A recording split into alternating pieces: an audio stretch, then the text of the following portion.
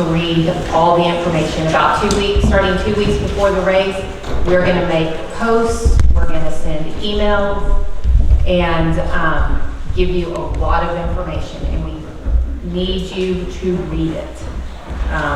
Or you're gonna show up and not be prepared. So, race day check-in, not race day check-in. Check-in is the day before the race starts, so check-in is on Thursday. It's from 9 to 5, and you will be receiving an email for a link to sign up for a check-in time about 2 weeks before. And so it's similar to what you did today. It's a sign-up form, but it will have specific times. There's usually 10 to 12 slots per every 30 minutes, and you'll sign up for one. Let's see. You come to the check-in table first. You can unload your boat, but don't go get a race official until you come to the check-in table. I'll be there, and Joy will be there, and you'll see our file folders, and that's where you need to come first to get your race packet.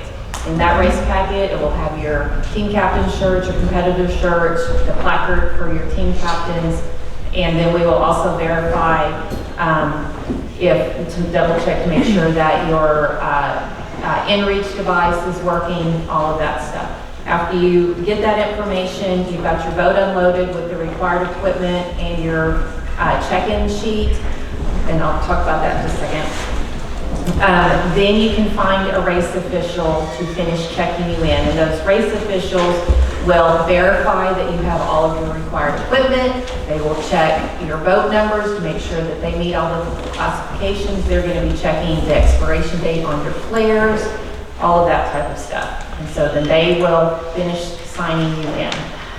One other thing, all of the waiver forms are now, we send out a QR code, so you will do that before you get to check in, and then we will also verify that everybody has submitted their waiver forms. And if not, then we have a QR code there at the table that will have you fill in your waiver form right there. Let's see. There is a mandatory meeting at 4 o'clock. At least one racer or team captain must attend. And it is important to have a representative at that meeting because there are usually some last minute instructions.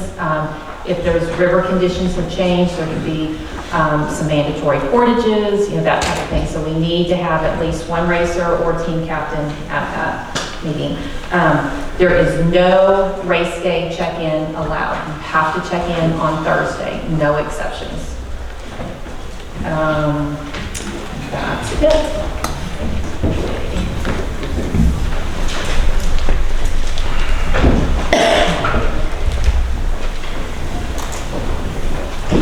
All right, on race day, the water safari has started at Spring Lake for those who've been around long enough and remember the swimming pig named Ralph, Ocarina Springs, and it is a pretty special place. It's also a study area. It's also where they think like the longest known human habitation in North America has happened. So we get to start the race there, and they've jumped through some pretty big hoops for us to continue to be able to start the race there. So do not get into the water until 8 o'clock, okay? And we've got to follow these rules. And this is, I guess, a change, or maybe we're just making sure everybody understands this. And when we get to the course description, there's a map of it. Oh, it's the next one. There are going to be areas that are barricaded off, and by barricaded I mean they're going to have caution tape, because these are sensitive areas, or in the lake itself there may be buoys. If you go across that caution tape, or you get inside those buoys and you start, I mean, and this, y'all know the you right now, it could be somebody who's finished the race 40 times, If someone does that, there will be a penalty.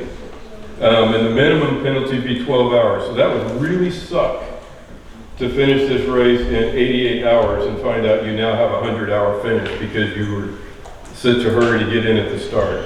Or it could really stink if you have a 36-hour finish and you could have won the race, but now you have a 48-hour finish, or we've disqualified you.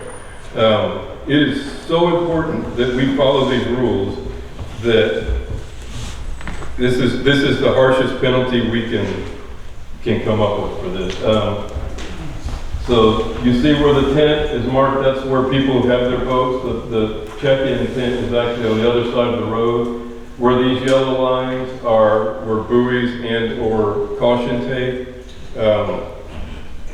Anyway, I don't want to keep beating on that other than.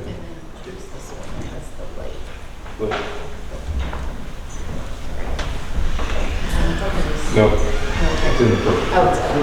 All right. So just don't do it. Please don't do it.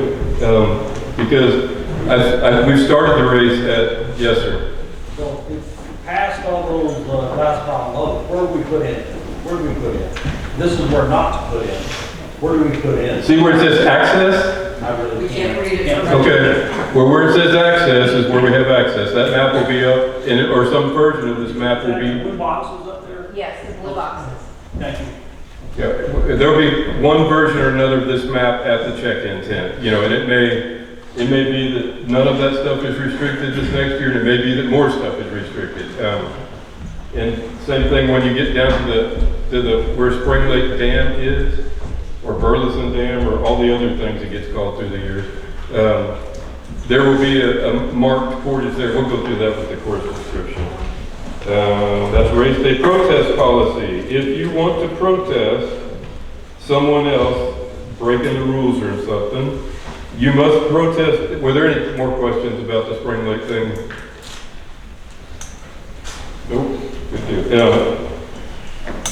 You got to put your money where your mouth is. It's $100 to file a protest. If your protest is upheld, you get your $100 back. But we don't want somebody just being poor sport and thinking, oh, well, at the start,